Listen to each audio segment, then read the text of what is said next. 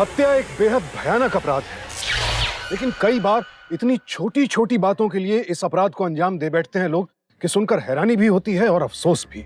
एक लड़की जिसकी अभी हाल ही में शादी हुई थी, जो अभी शादी के बाद अपनी नई जिंदगी शुरू ही कर रही थी, ससुराल में नए रिश्तों और नए लोगों को समझने या निभाने की कोशिश कर रही थी, कि शादी के कुछ ही दिन बाद अचानक एक दिन जब वो घर में अकेली थी, उसकी हत्या कर दी गई। आखिर किस इरादे से इस भयानक वारदात को अंजाम दिया गया? जी, हमारी रश्मि बचपन से ही ऐसी है। लोगों के सामने आने में इसे बड़ा संकोच होता है। भगवान इसे नजर ना लगाए। रूप की बहुत धनी है तुम्हारी बेटी। बड़ी बहू, कैसे लगी तुम्हें तुम्हारी देवरानी? जी सच में बहुत प्यारी है। तो फिर हम ये रिश्ता पक्का समझे? भाई साहब, हमारी तरफ से ये रिश्ता पक्का ही समझिए। अरे भगवान, जरा संदन जी का मुंह तो मीठा कराओ। जी सर। संदीप जी, आप भी तो मुंह मीठा कीजिए। जी जी, आइए। ए, लो बेटा, लो लो, लो। बहुत बहुत मुबारक हो आप। आप भी मुंह मीठा कीजिए। आपको भी उतनी ही बधाई हो। थोड़ा और लीजिए। अरे आइए आइए।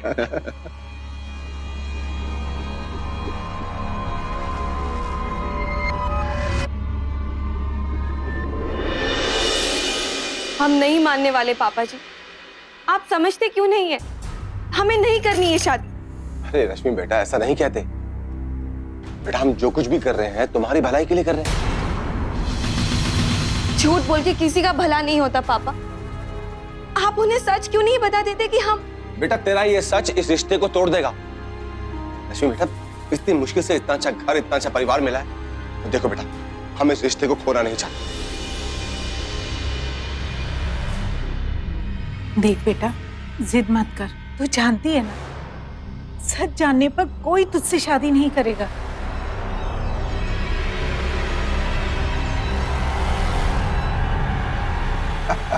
अरे वाह, अविनाश वेड रश्मि। वाह माँ, कार्ड का डिजाइन तो आपने बहुत अच्छा पसंद किया। हाँ, हमारे मेहमानों की लिस्ट भी तैयार है। अब जल्दी से इनके नाम कार्ड पे लिख के मिठाई के साथ कार्ड बांटना शुरू करो। और तुम भी अपनी लिस्ट बनाओ दोस्तों की। बना देता हूँ। देवर जी। नहीं भाभी, चाय नहीं, थैंक यू। माँ जी।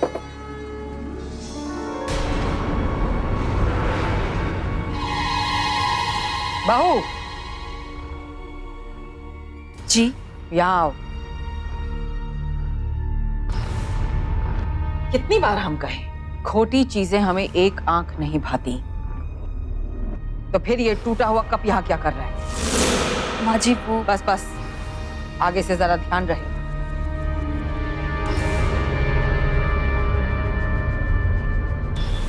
जिसमें जरा सा भी खोट हो, हमें हमारे घर में दिखाई नहीं देनी चाहिए। साफ करो इसे। लिस्ट तैयार हुई? हाँ जी, हाँ जी। नीता, तुम्हारा फोन बज रहा है। अब जाओ, जरा जाके देखो किसका फोन है। जी।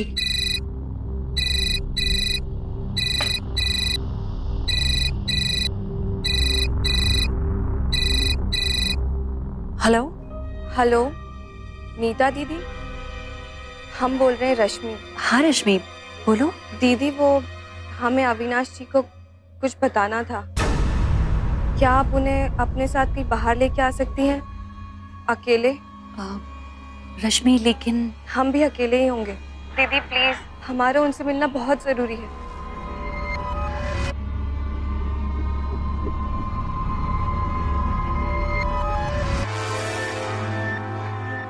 ठीक है।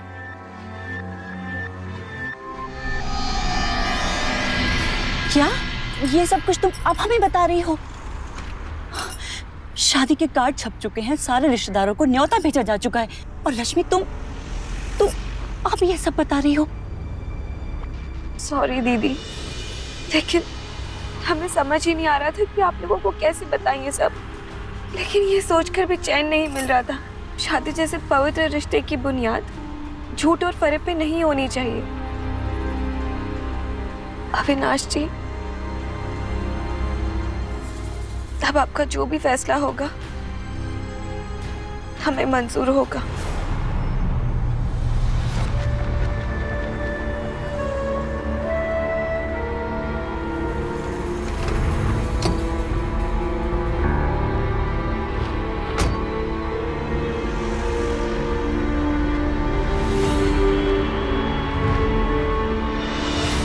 देवर जी, क्या ये सच जानने के बाद आप अभी भी रश्मि से शादी करोगे?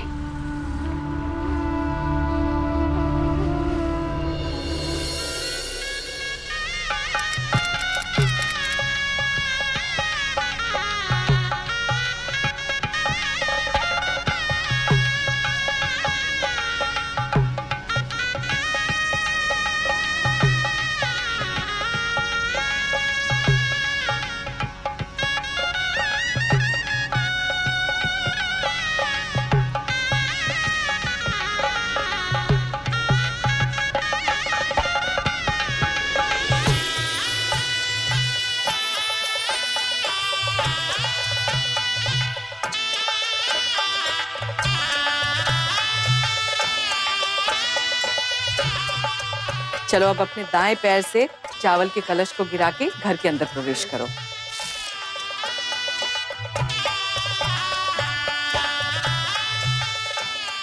अब इसमें अपने पैर रखो।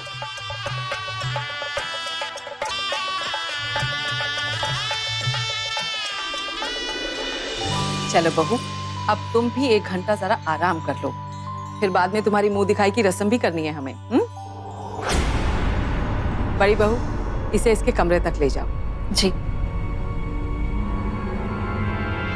और मिसेस वर्मा, जरा अपनी लड़कियों को बोलिए मुंह दिखाई की रस्म की तैयारी करें। अरे चलो लड़कियों, आओ हमारे साथ।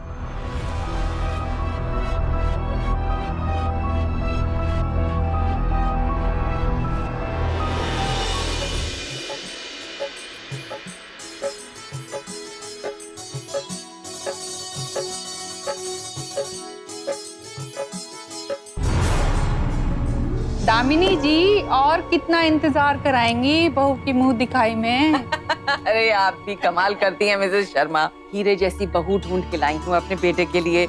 अब सजने संवरने में भी तो उसे वक्त तो लगेगा ही ना। तो क्यों रुक गई? थक गई क्या? है? जरा अच्छे से बजा और जरा मन से बजा, तभी तो आएगी हमारी बहू। थोड़ा माहौल बनाओ, गीत वीत गाओ, तभी आएगी। लेकर आती हूँ तेरी अखियाँ सुर में रानी बनो, तेरी अखियाँ ये छोटी बहू कहाँ रह गई? मेहमान सर पे बैठे हैं और ये बड़ी बहू भी बिना जाने कहाँ मर गई है। किसी का कोई आता पता नहीं है।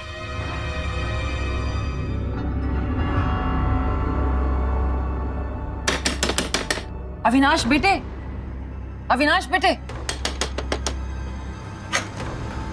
हाँ मम्मी। हाँ मम्मी के बच्चे। अरे अभी तक छोटी बहू का श्रृंगार खत्म नहीं हुआ है क्या? रस्म उसकी है और मेहमान मुंह हमारा ताक रहे हैं। जल्दी भेज उसे। मम्मी, रश्मि तो नहीं आ पाएगी। रश्मि नहीं आ पाएगी? मतलब? एक्चुअली हुआ क्या है ना मम्मी, वो काफी थकी हुई थी तो उसको हमने नींद की गोली देके सुला दिया।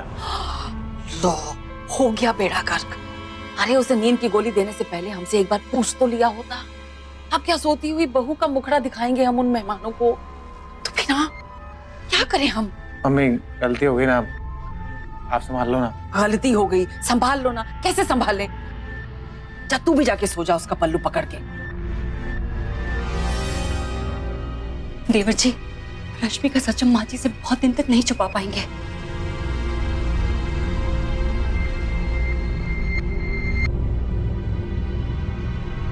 आखिर रश्मि का ऐसा कौन सा सच था जिसे अविनाश और उसकी भाभी नीता को छिपाना पड़ रहा था? ऐसा कौन सा राज था रश्मि की जिंदगी का जिसे जानने के बाद अविनाश ने तो उसे अपना लिया था, लेकिन अब वो ये राज अपने परिवार से छिपाए रखना चाहता था? आखिर रश्मि के इस राज का इस परिवार और रश्मि की जिंदगी पर क्या असर पड़ने वाला था? अरे बड़ी बहू, आज तुम्हारी सुंदरता का बखान यहाँ कोई नहीं करने वाला, क्योंकि आज तो हमारी छोटी बहू का दिन है। अरे जाओ, जाके कम से कम सबके लिए चाय नाश्ते का इंतजाम तो करो। हाँ जी।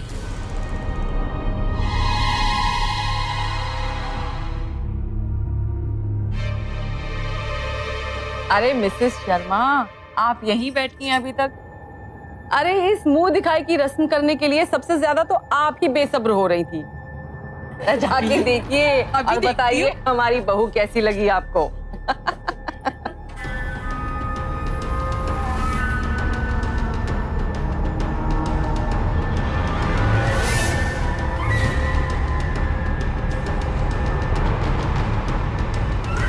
आपकी बहू तो हीरा है, हीरा, बिल्कुल कोहिनूर हीरा। आखिर ये पसंद किसकी है?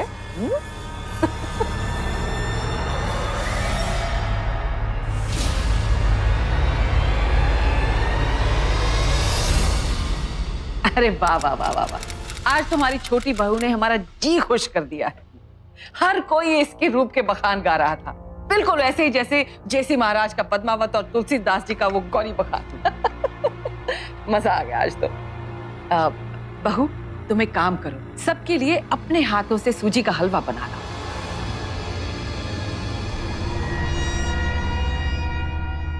जाओ जाओ जाओ।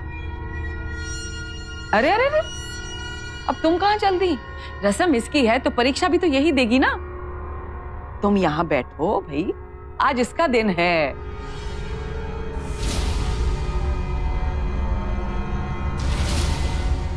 जाओ ना बेटा, जाओ। और तुम बैठो यहां, बैठो बैठो बैठो बैठो बैठो। हाय, ये रश्मि तो हमारे घर की बिल्कुल रौनक बन के आई है, रौनक। आखिर पसंद किसकी है? हमारी पसंद में कभी खोट निकल ही नहीं सकता। रश्मि, क्या हुआ इसे? रश्मि, रश्मि, रश्मि, रश्मि, रश्मि, रश्मि, रश्मि, रश्मि, रश्मि, रश्मि, रश्मि, इसे अचानक क्या हो गया? ये तो मिर्गी है। माँ, इसे मिर्गी का दौरा पड़ा है।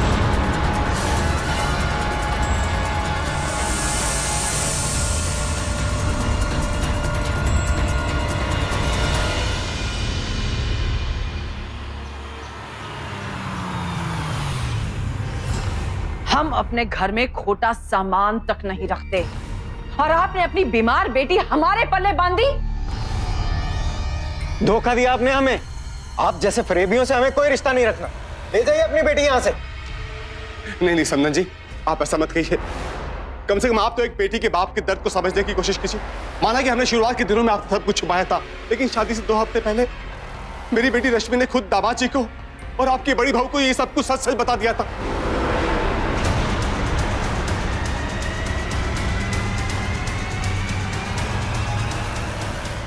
क्या कह रहे हैं ये? हम पूछ रहे हैं, क्या कह रही है ये?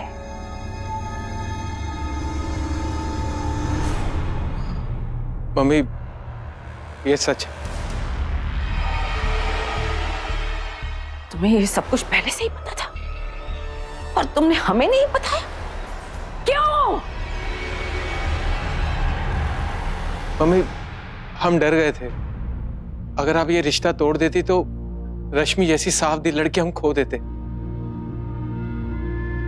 जो कि शादी की अहमियत इतने अच्छे से समझती है कि इसने इसकी शुरुआत झूठ से ना करके सच से करी। पागल हो गए तुम? हाँ?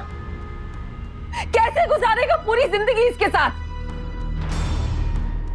मम्मी, अगर आपको रश्मि पसंद नहीं है तो मैं इसको लेके कहीं और चला जाऊंगा, लेकिन मैं इससे नाता तोड़ नहीं सकता।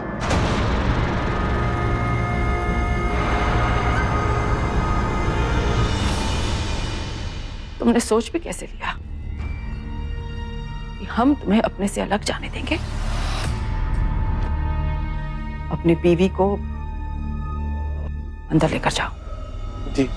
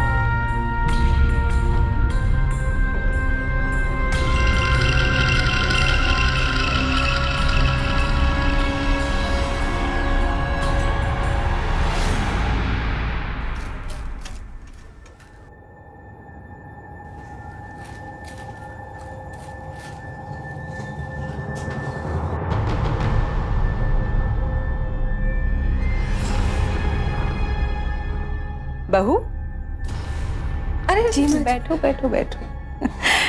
कमाल है, एक घड़ी भी तुम खाली नहीं बैठती, जब भी देखो कुछ ना कुछ करती रहती हो।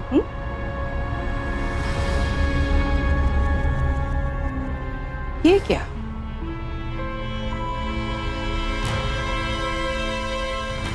चुनी हुई दाल में भी कंकड़?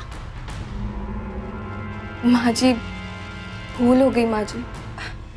कोई बात नहीं, गलती तो किसी से भी हो सकती है।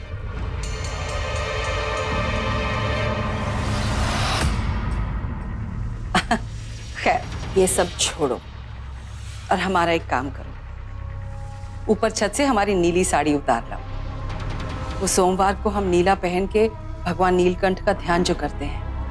अच्छा। जी माँ जी, अभी लाई।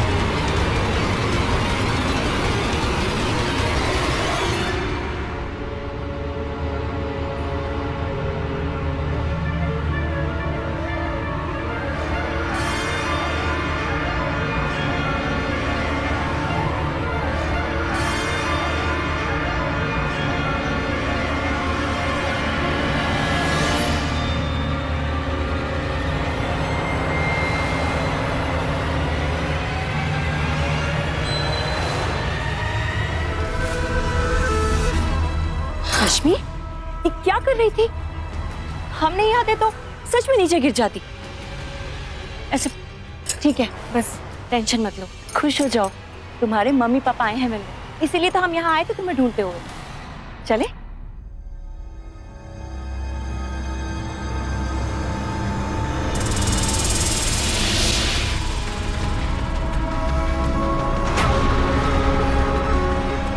एक लड़की अपना घर परिवार, अपने माता पिता को छोड़कर अपने ससुराल आती है इस उम्मीद के साथ कि वहां उसे प्यार मिलेगा, सम्मान मिलेगा।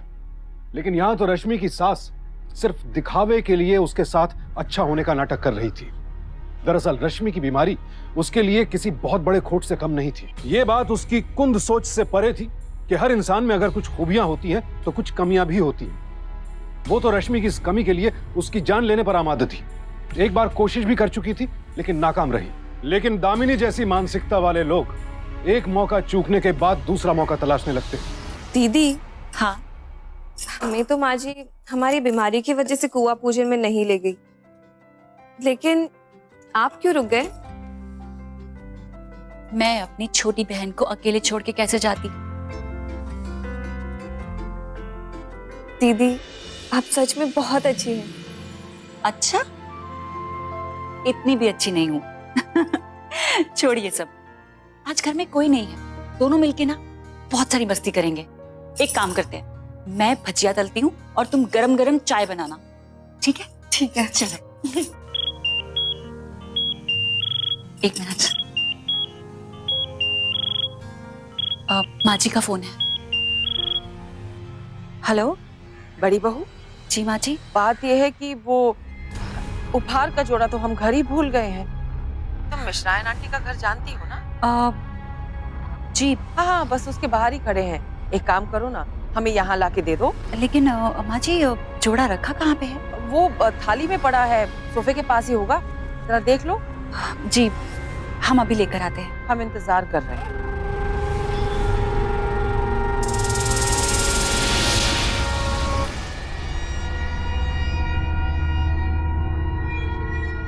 रश्मि, माँ जी ये जोड़ा यहीं पे भूल गई है। मिश्राइन आंटी यहीं पास में रहती है। हम ये देकर आते हैं, 20-25 मिनट में वापस आ जाएंगे। हाँ, तब तक तुम बच्चे की तैयारी शुरू करो। ठीक है? ठीक है दीदी। हाँ।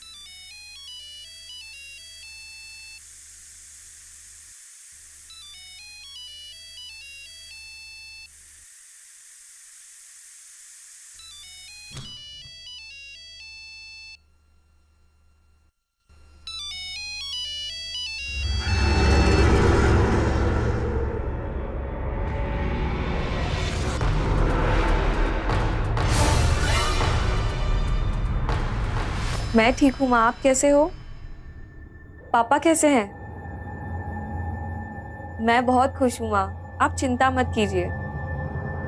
हाँ माँ, सच में अविनाश जी, दीदी, मम्मी पापा सब मेरा बहुत ध्यान रखते हैं, बहुत प्यार करते हैं। अच्छा माँ सुनो, वो मैं ना प्याज के पकौड़े बना रही हूँ, तो वो गैस पर जल रहे हैं। मैं आपसे बाद में बात करती हूँ, ठीक है माँ?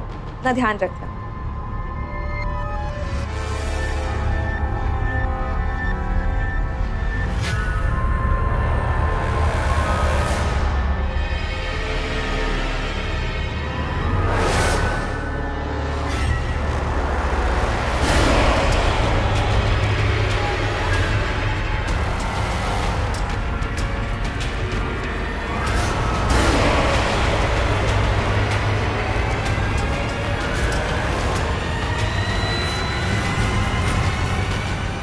कौन हो तुम? कौन हो तुम लोग? छोड़ो मुझे, बचाओ!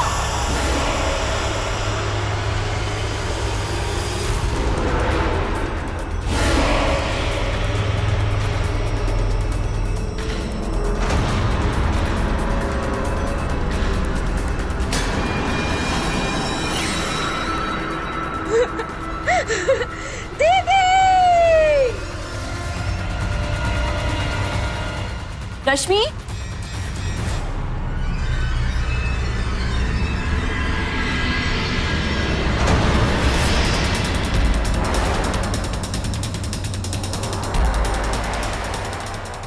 चाबी ढूंढ। रश्मि, रश्मि,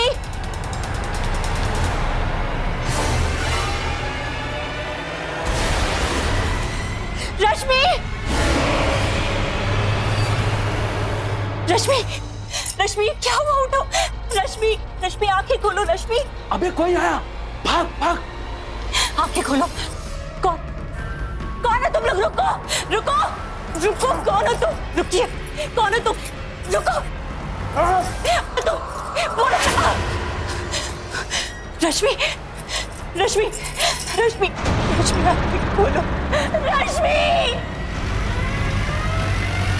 रश्मि उठना बेटा, क्या हो गया?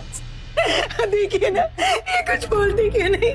रश्मि उठना बेटा। क्या हो गया रश्मि? क्या हो गया इसे? आंखें खोलो बच्चे। प्लीज आप हमें ये बताइए कि एक्चुअली हुआ क्या था?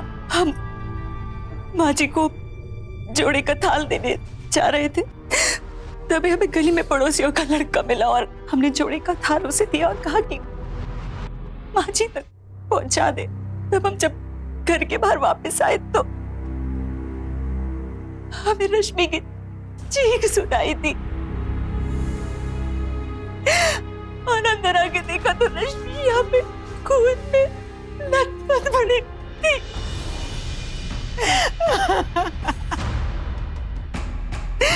तभी अंदर से 3 आदमी भाग कर आए और हमें धक्का देकर चले गए।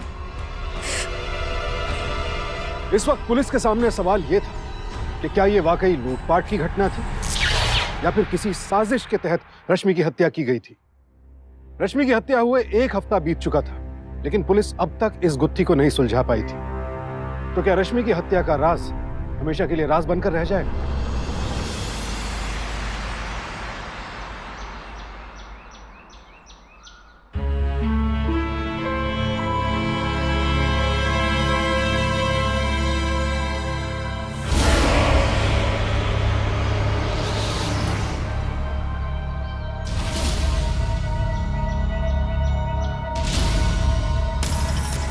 ये लो। इतने कम पैसे? जितने की बात हुई थी उससे बढ़ा के दे रहा हूँ। अब 1 रुपया ज्यादा नहीं दूंगा। इतने कम पैसे में काम नहीं चलेगा, समझे? अभी चुपचाप निकल, बाद में बात करते हैं। और यहाँ मत आना, समझे? चल। ठीक है।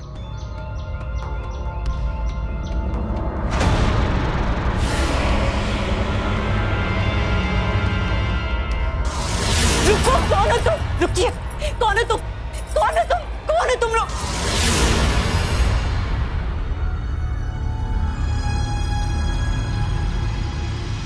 सुनिए, एक मिनट सुनिए ना। वो आदमी कौन था जिसको आपने पैसे दिए? हम क्या तुम्हारे मुनीम हैं जो हर बात का हिसाब दें?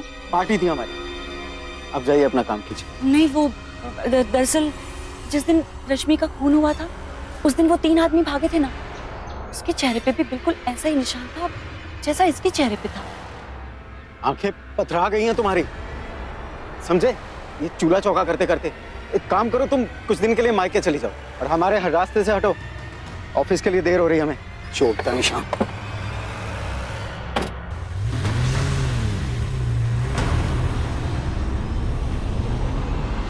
माँ जी, हम सच कह रहे हैं। जैसा निशान उस आदमी के माथे और चेहरे पर था, बिल्कुल वैसा ही निशान इसके चेहरे पे भी था। हो सकता है इसी आदमी ने चोरी करने की कोशिश की हो। हमें तो ये समझ में नहीं आ रहा है कि ये आदमी इनसे क्यों झगड़ा कर रहा था। कुछ पैसों को लेके बात कर रहा था। माँ जी हमें लगता है कि पुलिस को बुला लेना। पागल मत बनो, ये जासूसी का काम पुलिस कर लेगी। तुम ज्यादा इसमें अपना दिमाग मत लगाओ। वैसे भी ये सब करके कौन सा रश्मि जिंदा हो जाएगी। लेकिन बस शुक्र मनाओ उस दिन तुम नहीं मरी। ज्यादा जासूसी करोगी तो ये गुंडे लोग उन्हें पकड़वाने वालों को भी जिंदा नहीं छोड़ते, समझी तुम? अब अपने दिमाग के घोड़े दौड़ाना बंद करो और घर के काम में मन लगाओ।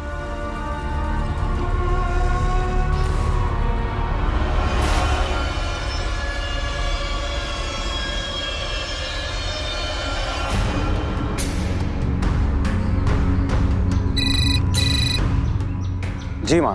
रजनीश, तुमने उस आदमी को यहाँ बुलाया है क्यों? गीता ने उसे देख लिया है और उसे पूरा यकीन हो गया कि वो उन कातिलों में से एक है। मैंने उसे नहीं बुलाया माँ, वो अपने आप टपक पड़ा। उसे समझा दे कि वो तेरे से दोबारा कभी ना मिले। और अपनी बीवी को भी संभाल, वो पुलिस में जाने की बात कर रही थी। आप चिंता मत कीजिए माँ, उसको मैं सीधा करता हूँ।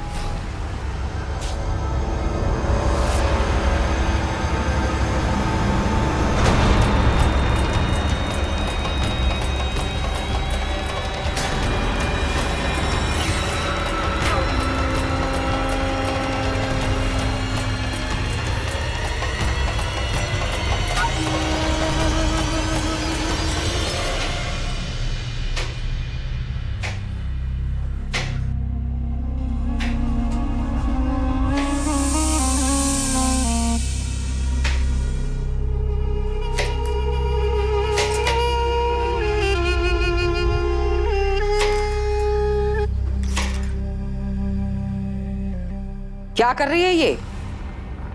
कीड़े वाली भिंडी काट दी। मालूम है ना, हमें किसी भी चीज में जरा सा भी खोट बर्दाश्त नहीं। चल फेंक इसे।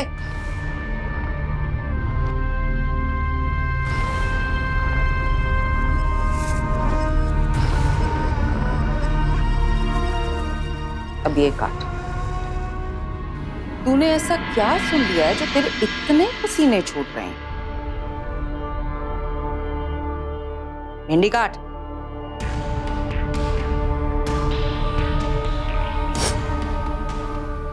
काट।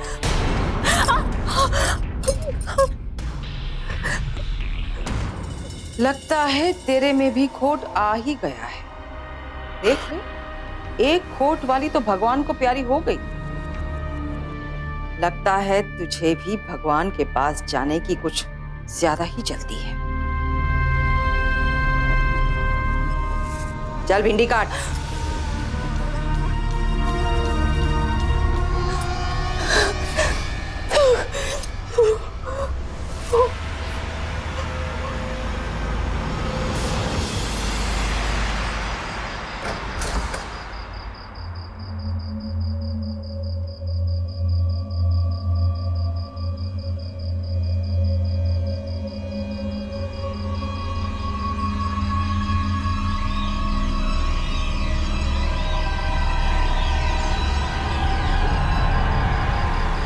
अविनाश, अविनाश उठो। अविनाश, रश्मि का खून।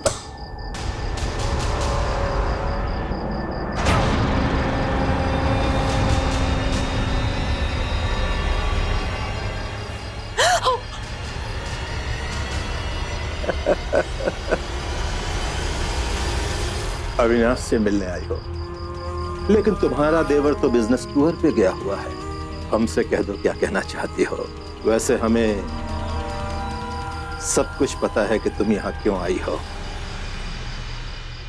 हम अविनाश की दूसरी शादी कर रहे हैं, लेकिन अब ऐसा लगता है कि तेरे पति की भी दूसरी शादी करनी ही पड़ेगी, और वो भी बिना खोट वाली बहू से। नहीं, नहीं माँ जी, माँ जी, माँ जी मुझे माफ कर दीजिए। मैं किसी को कुछ नहीं बताऊंगी। मुझे माफ कर दीजिए माँ जी। किस मिट्टी के बने हैं ये लोग? शादी जैसे पवित्र रिश्ते को मजाक बनाकर रख दिया। एक बहू की जान तो ले चुके थे, अब दूसरी बहू को मारने पर आमादा थे। अपने झूठे मान सम्मान के लिए इंसान कैसे इस हद तक गिर जाता है कि किसी की जान लेने में भी संकोच नहीं करता। असल में ऐसे लोग तो इंसान कहलाने लायक भी नहीं है। इन अपराधियों के लिए सिर्फ और सिर्फ एक ही जगह है, और वो है जेल। लेकिन यहां तो असलियत जानने वाली नीता इन लोगों के चंगुल में बुरी तरह से फंसी हुई थी।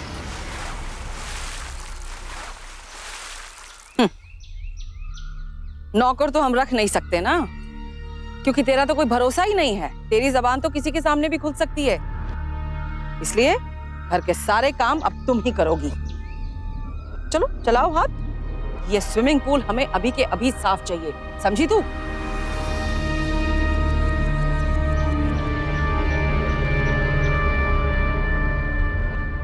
सुनिए जी, इसका ज्यादा दिन जिंदा रहना हमारे लिए खतरे से खाली नहीं है।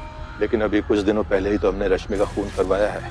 अगर ये भी मर गई तो हम लोग बुरे फंस सकते हैं। ऐसा करो, इस ससुरी से इतना काम करवाओ कि काम कर करके अपनी मौत खुद ही मर जाए।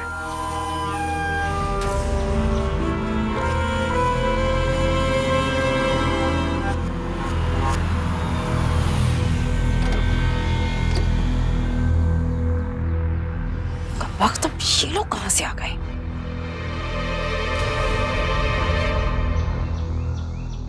अरे सुनो, रश्मि के माँ बाप आए हैं, जाओ जल्दी जाके उनके लिए चाय नाश्ते का इंतजाम करो। जी।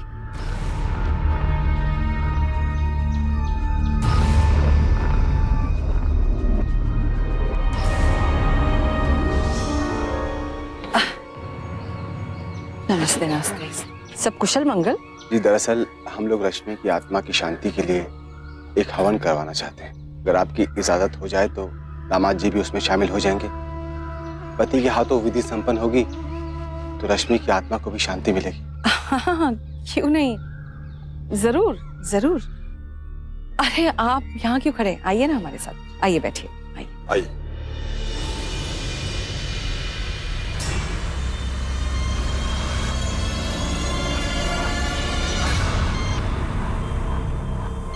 ध्यान कहाँ है तुम्हारा? सोच रही हो कि सबके सामने हमारा भांडा कैसे फोड़े, है ना? हमारी बात ध्यान से सुन। उनके सामने तुमने अपनी जबान खोली तो तुम्हारे साथ साथ ये बुढ़ा बुढ़ी भी मारे जाएंगे, समझी? चल अब जल्दी से चाय बना और बाहर निकल आ।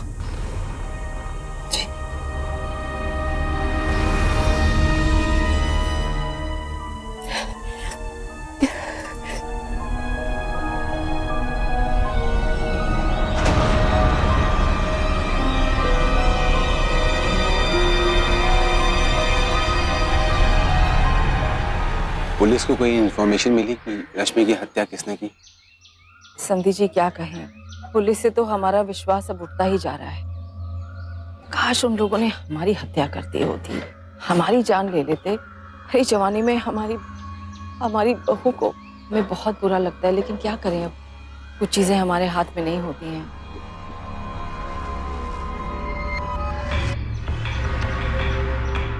ऐसे आपने सोचा है कि आप ये हवन कब करवाना चाहते हैं? जी, पंडित जी से कह दिया है मुहूर्त निकालने के लिए। वो जैसे ही तारीख पक्की करते हैं हम आपको सूचित कर देंगे।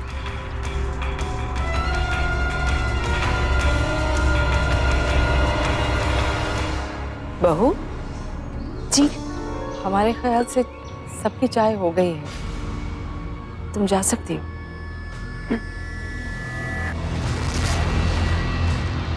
समधी जी, बहू के हवन के बारे में जैसे ही पता चले हमें बता दीजिएगा।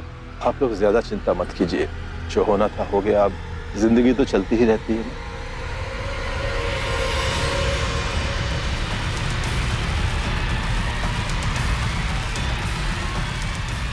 क्या कर रही है तू? हाँ, क्या मिटाने की कोशिश कर रही है? रश्मि को इन लोगों ने मार दिया है, अब मेरी बारी है। अच्छा माँ जी, फिर मेरा यकीन कीजिए, उन्होंने कुछ नहीं पढ़ा। हम जानते हैं, अगर पढ़ दिया होता तो अब तक तो उन्होंने हंगामा खड़ा कर दिया होता। तेरा भरोसा नहीं है अब हमें, तेरा भी कुछ ना कुछ करना ही पड़ेगा। चल हमारे साथ। नहीं माँ जी, माँ जी। हेलो बेटा, तुमसे बहुत जरूरी बात करनी थी। हाँ हाँ पापा जी बोलिए ना। बेटा अभी हम तुम्हारे घर से आ रहे हैं। वहां पर तुम्हारी भाभी ने अपने हाथ पर लिख के हमें बताया था कि रश्मि की मौत के जिम्मेदार तुम्हारे घर वाले हैं, और अब उसकी बारी है। हम रश्मि को तो खो चुके हैं, कहीं ऐसा ना हो कि तुम अपनी भाभी को भी खो दो। पापा आप चिंता मत कीजिए, और अभी ना आप पुलिस के पास मत जाइएगा। मैं आपसे आके मिलता हूँ, फिर देखते हैं क्या करना है। ठीक है बेटा, तुम जल्दी आ जाओ।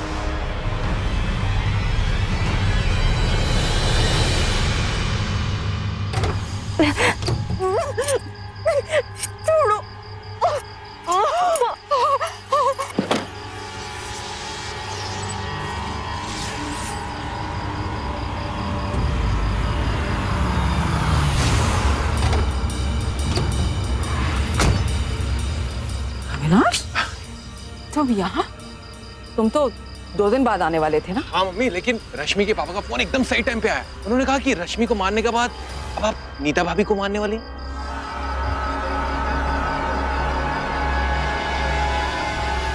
तुझे रश्मि का? हाँ मम्मी, मुझे सब कुछ पता है। अब आप नीता भाभी को मारने वाली है ना?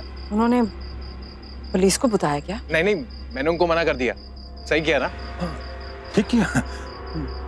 पर आप लोगों ने नीता भाभी के साथ किया क्या? बेटे, तेरी दूसरी शादी तो हम कर ही रहे थे, तो सोचा साथ साथ तेरे बड़े भाई का भी भला क्यों ना कर दें। इसलिए उस नीता को हमने बांध के इस गाड़ी की डिक्की में बंद किया हुआ है, और हम उसे नदी में बहाने जा रहे हैं।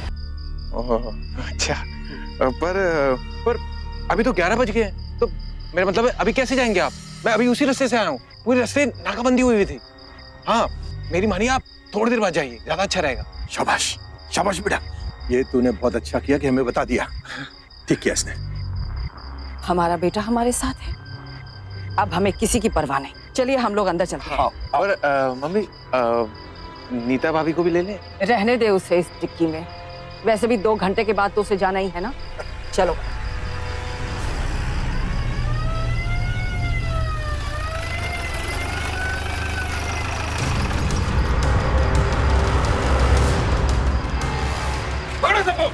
पकड़ो सबको। इंस्पेक्टर साहब, यही है वो राक्षस लोग जिन्होंने मेरी बेटी की हत्या की है। इनको सरेआम फांसी की सजा होनी चाहिए, तभी मेरी बेटी की आत्मा को शांति मिलेगी।